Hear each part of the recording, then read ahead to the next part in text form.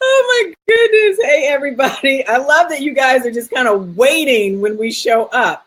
But so glad that you are tuning in. I am so glad to be having this conversation. We are going to be talking with an author, a speaker, a coach, a teacher. And so whenever she shows up, it's kind of in the teaching realm. And today we are going to learn some things. Hey, Angela, thanks for stopping by. We are going to learn some things about dating as a single parent. So I see there's a little bit of a lag, so hopefully that'll catch up. Hey, Shanika, how are you? And so we want to talk about how we show up. We want to talk about what happens after we show up. And I love that you say that we have to really find the courage to put ourselves back out there. So I think that is really important. So let me formally introduce you to my guest. Her name is Kaywanda Lamb. She's, as I said, an author, speaker, blogger, soon to be podcaster, and the winning single mom. Her journey to being a sought out speaker, encourager to single moms everywhere, and a transformational coach began when her boys were just 2 years old and 2 months. Sounds like my journey. Kaywanda had a choice to make to stay in a relationship that didn't honor her or to raise her boys as a single mom. She decided to #do it anyway and has spent the last 15 years showing other women that they too can parent, thrive, and win. She returned to college 4 times in that span, holds a master's in Spanish Lit, and is a certified principal. Her motto is do it anyway, because you can dream about it or you can be about it. And as I say, I love it when the dreamers and the doers show up. So Kaywanda and I definitely are in that same space. So welcome to the conversation. How are you? I am well. Thank you for having me. And listen, it sounds so amazing when you say it. I always tell people, it's like whenever they read your bio, you kind of look like, really? I did all that? So yeah, so absolutely. So I'm glad to talk to you. And I want to start with you saying, because, you know, one of the things you were very clear about, that is you feel that a lot of us single parents are hiding. Why do you say that? Because it's so easy, Nikki, to say, oh, I'm so busy with the babies. Oh, I have to do all the work. Oh, I don't have time. Listen, I spend a lot of my coaching getting women to see their hours differently. And so they're hiding. I'm like, baby, you know, you really don't have to do that. So if you really want love, you've got to say, doggone it, I'm going to make time for it. I'm going to pencil me into my schedule. And that's why we're hiding. It's fear. It's fear of, what if it happens to me again? What if I pick the wrong guy? I don't know, because let me tell you, I made a conscious decision. No, and I want to talk about this because maybe I'm wrong. But as a single parent, I mean, I went through, you know, I was a single mom, you know, very early on, not quite at 2 years and 2 months, but very early on. Yeah. And we made a move. There were a lot of life changes, and I made the decision, you know, especially with my demanding career at that time, I made the decision that I did not necessarily want to be in a relationship because I didn't want to keep dividing my time. But I don't feel as if I was hiding. I don't know if that's quite how I would put it. Well, I would say we go through stages, right? We go through stages. You've made a decision. Career was important. Your babies were important. Your me time, you healing and getting back into your groove was important. And you were just like, I don't want to split my time with some dude because you didn't see it as valuable. But as time went on, I know you developed a desire to spend time with somebody again. So I'm not saying that's the only stage, but so many women are hiding. They're simply, you know, they look up and the kids are 18 and it's like, what am I going to do with my life? Girl, live. Well, and I recently did a Facebook post and had the conversation with my kids, like, you know, y'all are going to be going away. Y'all are going to be leaving. And so you don't want me to be here by myself. So, you know, I really got to start making some changes. And that wasn't the main reason I resigned from my job, but that was definitely part of it because I was really struggling in relationships, period. So like with family, with friends, with my kids, I felt that we weren't spending enough time together. Yeah. And so it was time to make a different choice on all fronts, not just, you know, for an intimate relationship, but on all fronts when it came to relationships in my life.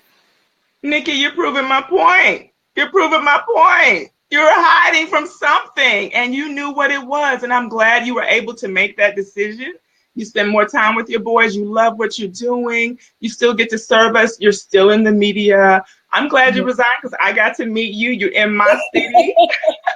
We get to do some things together. But at the same time, you don't have to wait until those boys go off to school. I don't have to wait until those boys go off to school. We can date right now. It takes some juggling. It takes some healing. But I want us to stop hiding, right? And you know that I want to get us out to do some things with single ladies in the area, and it's going to go down. It's going to happen. No, absolutely. And I think it's interesting because even though I resigned a year ago, it's been a difficult transition. I mean, I did the same thing. Hey, Austin. Hey, Marshall. Thank you guys for tuning in. If you tuned in and I didn't get a chance to say hi to you, I'm sorry, because I like to group people as they pop on. But we appreciate you being a part of this conversation. I think that because I did something, the same thing basically for 2 decades.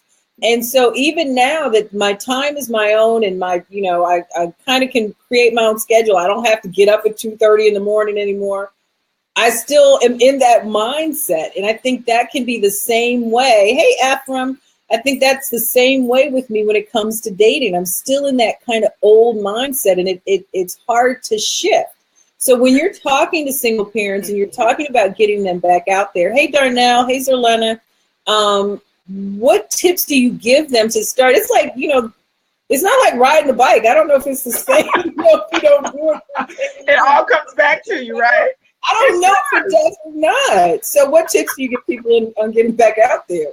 First, I have to deal with confidence because we've lost some confidence. Can I just be honest? Can I tell you a little bit of my story?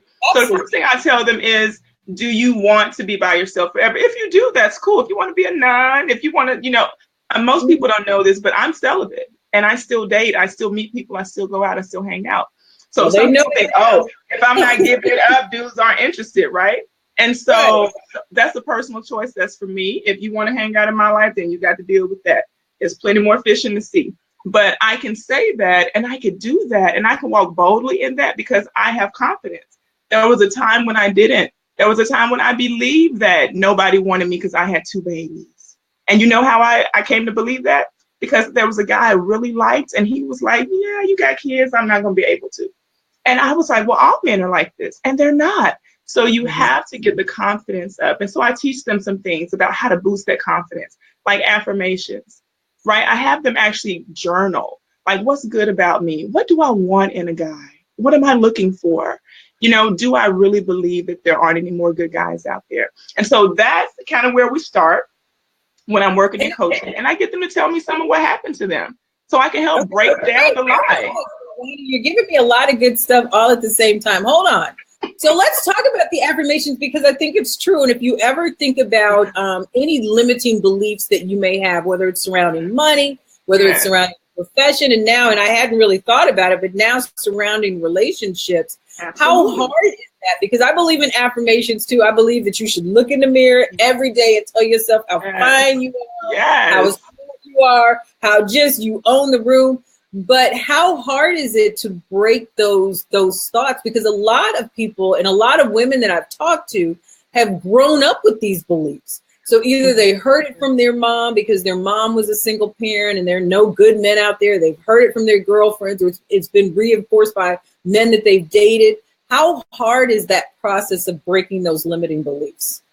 It's hard, but it's not impossible. I recently had a client I was working with, and I super love her. And when I tell you she'd been through something abusive. It seemed like every man, it was something. And we worked together for 3 months. That's usually our stint. We worked together. Before we got to the middle of our work, she was totally different. I was like, oh my God, this is crazy. Because she was doing what I told her to do. Every day she got up, she wrote down her affirmations, whether she believed them or not. Yeah. And so you have to start changing the mind. And I tell people, I post this all the time. I said, there's always another way.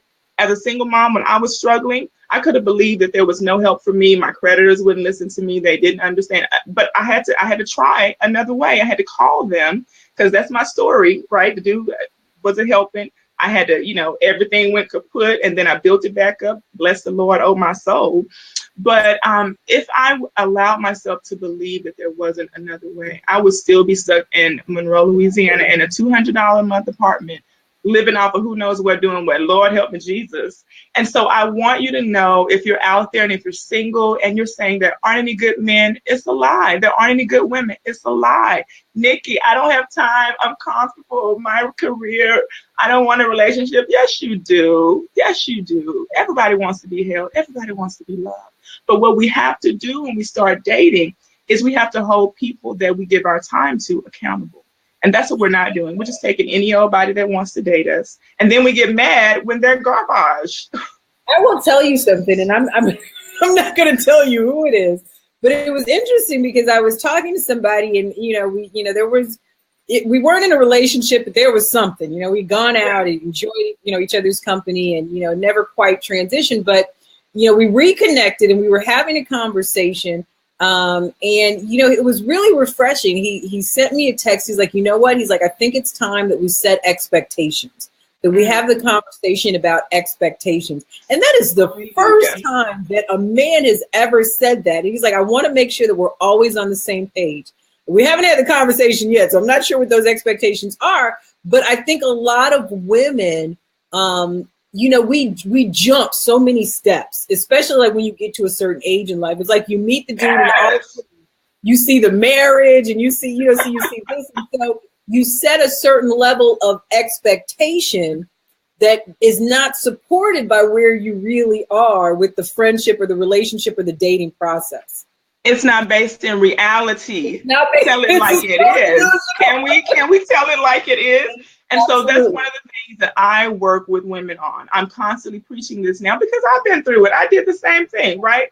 But I've learned. And so that thing is, let me tell you something. One of my girlfriends, her dad told her years ago, he said, instead of falling in love, why don't you walk into it next time?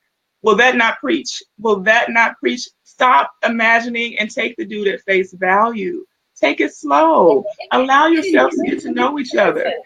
Yeah, absolutely. Enjoy the present moment, because I think even in like careers and in a lot of stuff in life, we're so far, we're always thinking about the next thing that Absolutely. We never truly enjoy where we are. And there's so many moments to, even if it's just like going for a walk on a fall afternoon, and enjoying, there's so many moments to be enjoyed, but we're so busy like seeing the end and how it's going to end up that we set those expectations. And so it really is our downfall, because then we get upset about things we have no business being upset about, because like we're already married. And so this dude talking to some other girl on Facebook is like a high violation, but we're not there. See, this is true. Listen, and he's just like, oh, we're just kicking it. We're just getting to know each other. I can hang out with you. I can hang out with her. No problem. No foul, right? No harm, no foul. So here's what I tell women. I said, I want you to also begin to date multiple people.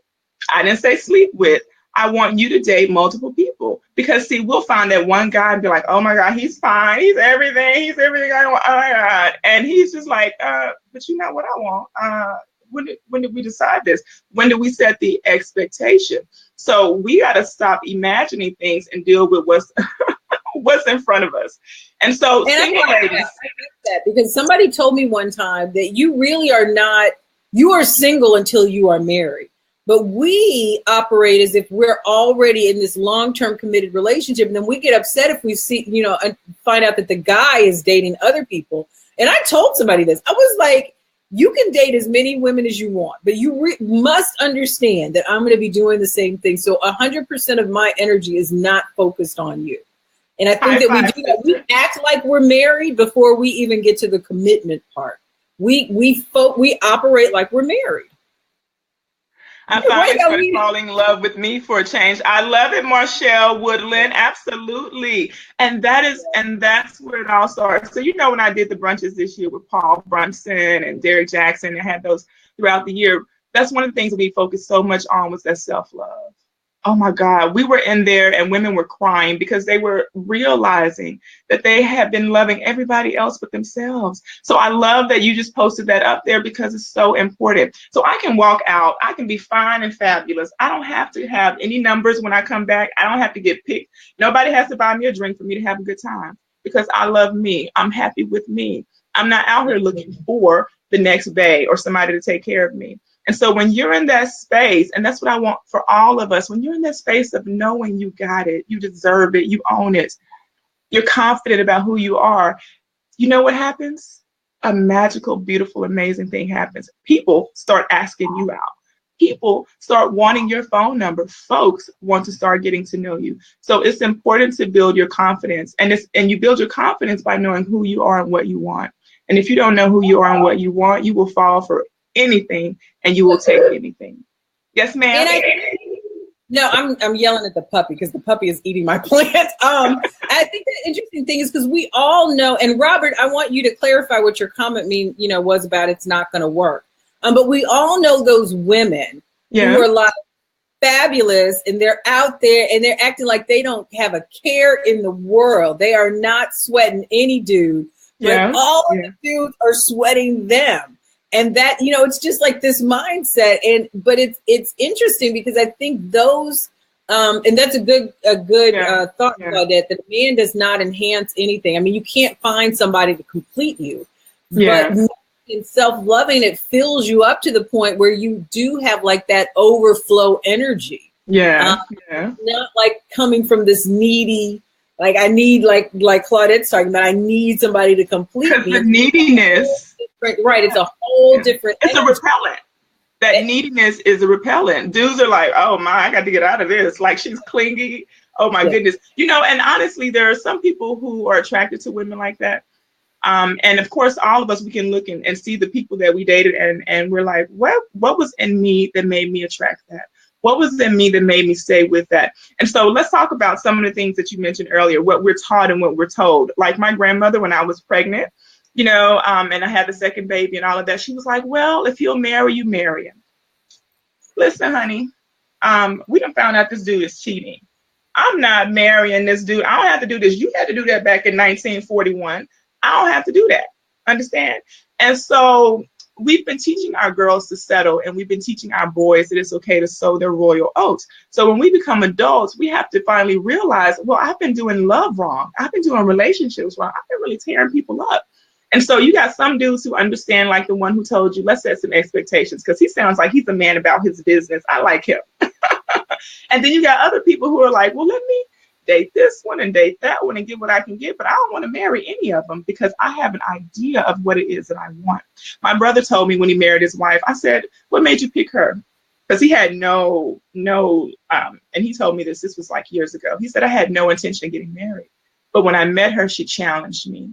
And so many of us, we don't challenge. And I'm not talking about butt heads and, cause confusion. I'm talking about have a standard. And be like, no, I'm not doing that. And you're late picking me up, so this is the consequence. Or you didn't call me back, and this is the consequence. To have some kind of standard to where people know how to treat you, and to know that if it doesn't work out and you've dreamed it all up in your head, it's okay because God made more fish in the sea, honey. Get back out there and date again. Yeah, well, yeah, I know. I know you say that, but it's interesting, and it's like throughout, and I don't even know how you combat this, but we all come from such different experiences. Like I came and the generation before me, like there were no divorces, we saw no arguments. It was like and I was talking to my mom. I was married, and when we started having some real issues, I was talking to my mom, and I was like, oh my gosh, like what is this? Like, I don't even understand what this is. She was like, girl, I almost divorced your daddy last week.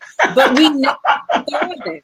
So for me, any kind of an argument was like, this is an unhealthy relationship. So I never saw the arguing, the making up, and then the getting on.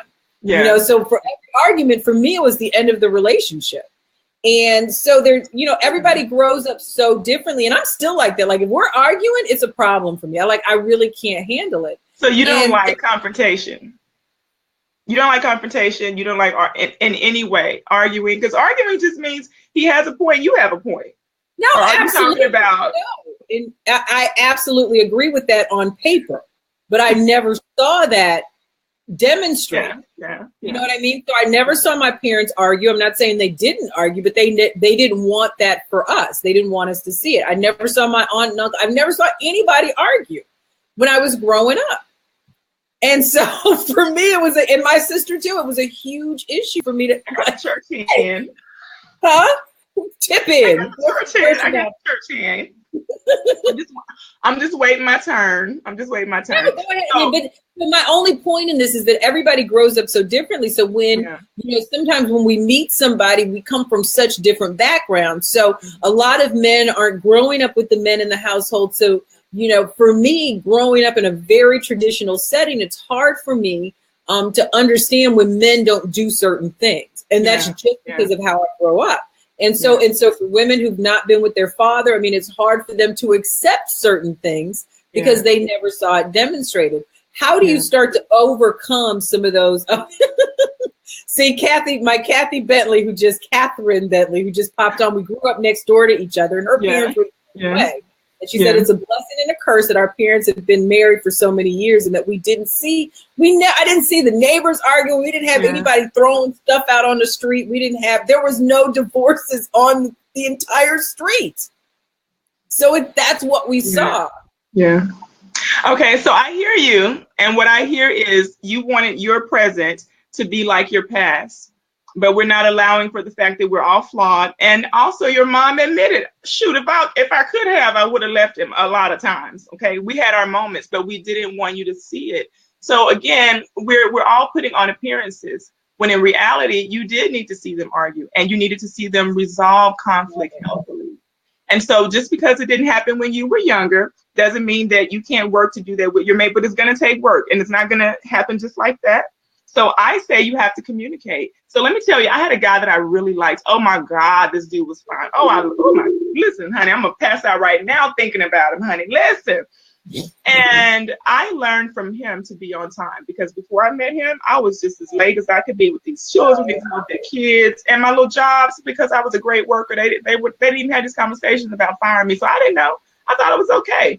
And he was like, "If you're gonna continue to be late, I'm not gonna be able to date you." What? Hold up. So he had a conversation with me. He didn't fuss. He didn't holler. He was very calm. I was like, "Ooh, let me get myself together," because, I could tell that tone he took with me. He didn't holler. He didn't raise his voice. He didn't throw things. And so I say that we need to talk to our mates about what it was like, where we were from, how we did things. And it would be so easy if we communicated. My God. So here's another thing before I see we're getting low on time. Here's another thing. I want to say to my singles, when you're dating people, you need to ask the questions that you need to know. Ask them up front and in the beginning. Please stop waiting until you get married with people and finding out, well, I didn't know he had this and I didn't know he had. How do you marry somebody and not know they have another family? So ask the important questions. Well, I'm going to just tell you, I have found that women need to ask a lot of, and I've been guilty of this. Like I show up just assuming everybody is on the same page. So, you know, the fact that you're married, I figure you should disclose that really early on. Yeah. Because like, ask the question does not absolve you from the responsibility of sharing that information. So I agree. I think that as adults and as people, you need to ask a lot of questions a lot earlier on. And can I say one other thing? And check the fruit, people. Check the fruit. Just because he says all the nice things or she says all the wonderful things, check the fruit. Let's not make big decisions. Okay. I'm like, what? Something wrong with the bananas? What? Please look to see the way that they're acting. Please watch their actions, their words, all of this stuff. Give it some time. Stop rushing off into the sunset. One big question. Live, love, date. You'll learn a lot just by asking them why their other relationships broke up. Yeah. Like, why did all of this end? Like, what was going on? Stop it. Girl, this puppy is going to drive me insane. And you'll learn a lot. Like, people have patterns. Like, if you look at relationships, a lot of people have patterns as to what went right. And even though it shows up, my dad always said, you know, watch how a man treats everybody but you. Watch how they treat their mother. Watch how they treat their sister. Watch how they treat the secretary. Watch how they treat everybody but you, because you know, men will, and women too, will show up, you know, their representative, as some people say, will show up for We all have one. Or the fact that they treat the waiter like crap because we're special. And so we get special treatment. But eventually, you know, that period wears off and you get the real person. Mm-hmm. Listen, we all have one. Listen, I'm loud in country right now, but when I first meet you, hi, I'm Kaywanda. Yes. right?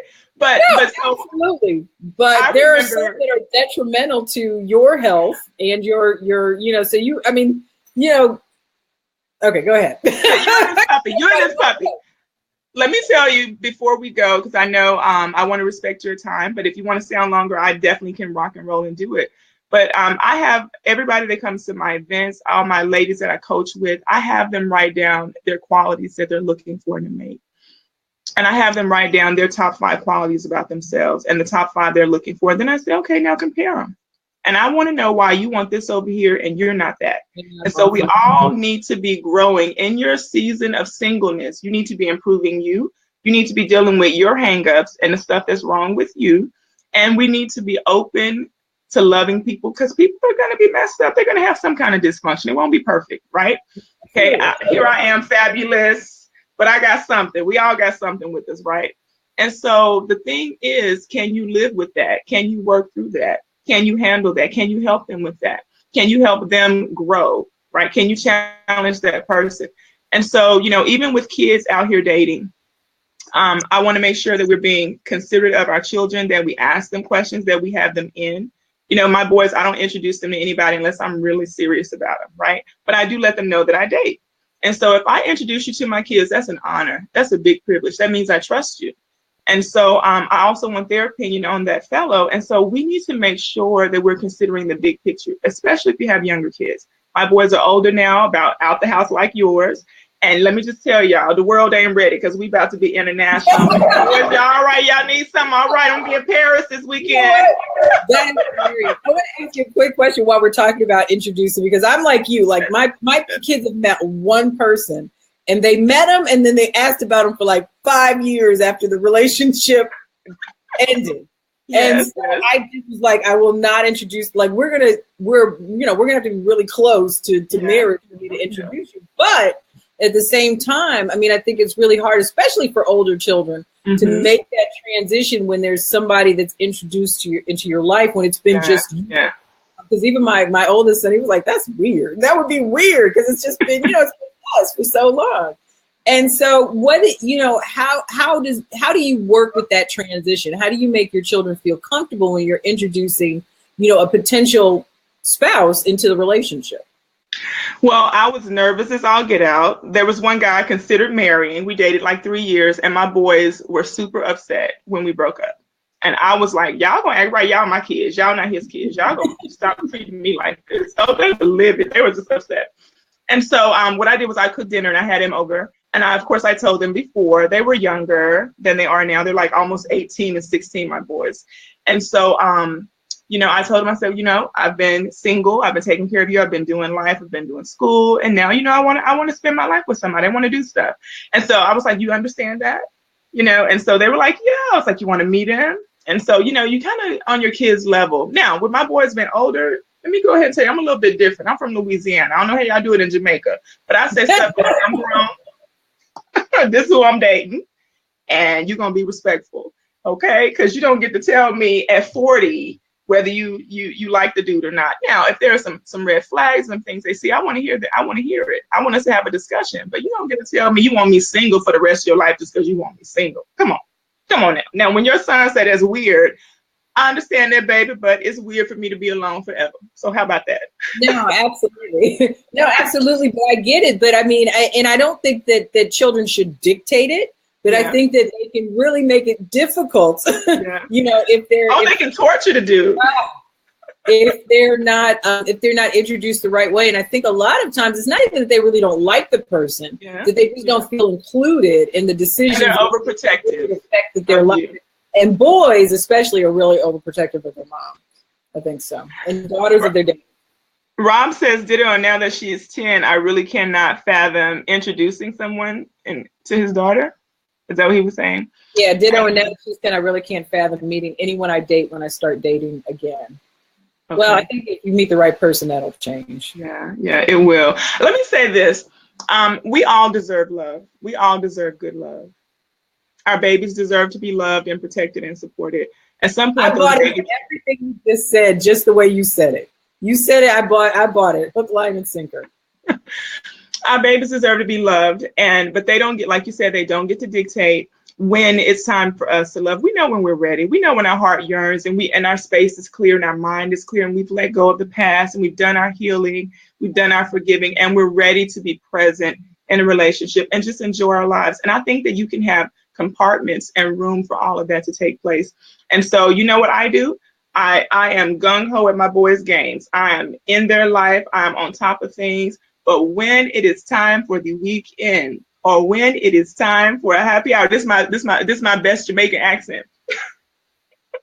I know how to say, you know what? It's mommy time. It's time for a mommy break. And so I want to ask you, Nikki, are you giving yourself the mommy break? No, are you giving yourself the mommy break? I'm very hard. I'm being honest. I am very hard about me taking time just for me, because I am so used to, it's certainly a different feel. I'm so used to having such a demanding career and sacrificing, but I also know that I am not, I can be short-tempered. I can get frustrated easily, and it impacts them in a different way. And my youngest son will even say, "Mommy, I think you need a spa day. I think you need to go somewhere and I love it because it's true. And they really are supportive of that and encouraging that. But I think as women in general, I think that we really tend to we sacrifice our time and our happiness and our relaxation in order to serve everybody else. But I told, my motto going into 2017 was, sacrificing is not sexy. It is not cute. And we show up in a different way because we don't feel that we're taken care of. Yeah. Well, no, and Rob, I was the same way about my kids. Like for a long time, like even just finding somebody to watch them because they were so young, and you get concerned because they can't really voice. If something were to happen, they can't really voice that. But as they get older, like if you haven't seen my kids, like you're not messing with my children. They're like linebackers, understand? It's like they show up like this. So it's a different feel when they get to a certain age and they can really, protect themselves on one level, but also voice if somebody is mistreating them on the other level. So I agree with you. That's absolutely true. So I'm going to tell you, I keep hearing, even though you have more time now, and even though life has transitioned and those boys are older and they're getting ready to leave the roost, I'm still hearing that for some reason you're not ready, or you're not allowing yourself to be ready. And I know that's not what tonight is about, but I'm going to use you as an example for everybody else out there to say, just do it. Even if you go out by yourself, you don't have to go out to meet somebody, but start adding those moments into your life where you're living. I'm going to be honest. What I think the big issue for me is that I am such an overachiever that I have really not failed at anything. And I'm getting emotional just as I'm about to say, because I don't know. Feel like you failed at marriage? I did. I absolutely didn't. No, you didn't. No, I absolutely did. And so that is like my track record, like failure. And so even though I know it's not logical, but I think a lot of people feel like that. And so for me, it's like, I don't even want to do it if it's not going to be right. That's like how I feel about anything. I don't even want to date. I don't even want to go on this first date if it's not going to end in marriage. No, not that if it's going to end up marriage. I'm battling. I don't want to fail at it again. And I think that William said he'll take me out. Absolutely, David William. And so I get that, and I've heard that from women as well. And I will tell you, we all have that. I didn't date for 3 years after I broke up with my kid's dad. I moved to a totally new state. I had an amazing time. It was my time of healing. But when that 3 years was up, I was ready. And so I want you to give yourself permission to fail. Give yourself permission. I know you talk about this with your clients. Give yourself permission. And guess what? When we mess up, we get back up and we fix it. Right? No, absolutely. I absolutely agree. This is not going to become. You learn something, but you learn something. You can look back and you can say, I can see where we went wrong, and I know not to do that now. You know what? And that is the good part, because I really did take the time to work on myself. Like, that really was in the beginning. That was it was intentional, because I didn't want to make the same mistakes. And I know that, in any relationship, most of the time, not all the time, but most of the time, both parties bear equal responsibility in what went wrong. And that was the case. There was not any kind of extenuating circumstances where I felt I had to leave the relationship, or whatever. So it wasn't, it wasn't, nope, Nikki, disagreeing, you didn't fail. So it wasn't that. So I really did do the work. I mean, I really am in like a great place, and I am like a lot of fun for like the first 3 days. But then it's like I get in my and then it's like I got a business to run. I got stuff to do. I'm an overachiever. Listen, is this over yet? Come on, Nikki. Come on, Nikki. No, you've got to give yourself permission. That is that self-preservation mechanism kicking in. We all have it. That it's that fear I talked about earlier. I'm a self-sabotage this thing because what if I get hurt? What if it doesn't end in perfection? And you're honestly, just walk away. And it could be I rather would just be like, I rather would just walk away than fail at something and fail at it again. I mean, well, honestly. Somebody said, why does it take some women so long to get over? And then I couldn't see what the thing was, but maybe it was people. It might have been another word. I don't know. And so I will tell you, we are emotional people. We're connected. When we unite with folks, let's just keep it PG. There's something that happens with us that doesn't happen with the other sex. And when we give ourselves to people, we give ourselves deeply. And so we want things to work. We've been raised to take care of, to nurture, to protect. And so we want to keep that unit together. So I get how you feel like that's a failure. And so what I had to do the work. And I talk about this in the first book when I talked about healing in the first chapter. I had to do the work to reprogram my mind that said, I didn't do anything wrong. I didn't make the boy sleep. It wasn't anything wrong with what I was doing. Let me tell you, okay, for him to go out and sleep with 7 other women. Okay. And then not subsequently help with his children, whatever the deal was there. Okay, that was his shortcoming. That was his life. That was his inability to provide and be responsible. And I had to then say, okay, am I going to let us fall by the wayside, or am I going to pick up the pieces and do it anyway? And so I had to reprogram myself, and I had to go through the hurt. I had to go through the pain. I had to deal with the lie. And the lie was, you're not worthy. You're not worth it. Something's wrong with you for him to be sleeping with 7 other women. And all of those are untruths. And so I'm telling you, what's the lie that you've held on to all these years? It's not fear of failure. And it's not that you're going to mess it up again or that you don't deserve it. And so I want you to create your affirmations tomorrow. And I'm sorry that I'm using you, but this is for other people. Yeah, I was right. My inbox for you. But we're gonna kick that lie's butt this year because it's not true, and you are worthy and you deserve it. And your Boaz, or Christopher, or Stephen, or David, whatever his name is, Ramon, whatever his name is, he's available to you, and you have to believe that. I believe that. I'm not engaged, people, and I'm not married. And here I am, a single mom, telling other single moms and other single dads that love is your birthright. God made us to be in relationship, but sometimes we pick the wrong people, and we've got to stop doing that. So what are we picking from? So deal with the hurt so you can pick better. That's all I'm saying. Drops mic. Exit stage left. Leaves Nikki to go eat a whole bag of barbecue potato chips because she's feeling some kind of way. I get it. No, listen. I have some Appleton rum. Do I need to bring it over from Jamaica? No. And thank you. I appreciate all the supportive comments. I mean, one of the things that I believe in is that I live from a place of transparency and and being authentic, and I don't want anybody to ever look at me and think that I am in such a place where nothing touches me, because I think that that makes other people hide when something is touching them. And I want us all to feel like we can share, and hopefully I can create a safe space. And so, and I appreciate you showing up and supporting us in doing that, and in supporting us in moving forward in dating, because I think it is tricky when you have children. There's an extra layer that you have to work through. So Kaywanda's website is up there. Definitely follow her. She also uses the hashtag Parent Thrive Win, so you can follow the conversation around thriving as a single parent and winning at this thing called life.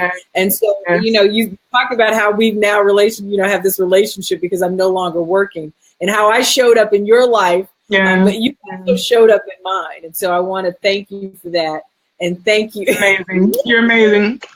You're amazing. Thank you for all of that. And thank you guys for joining us. We went a little long, but I think it was worth the conversation. And yes, to all of those who have requested that Kay want to come back, we will do it. And we will talk more about tips on how to move forward with single dating. Thank you, my darling.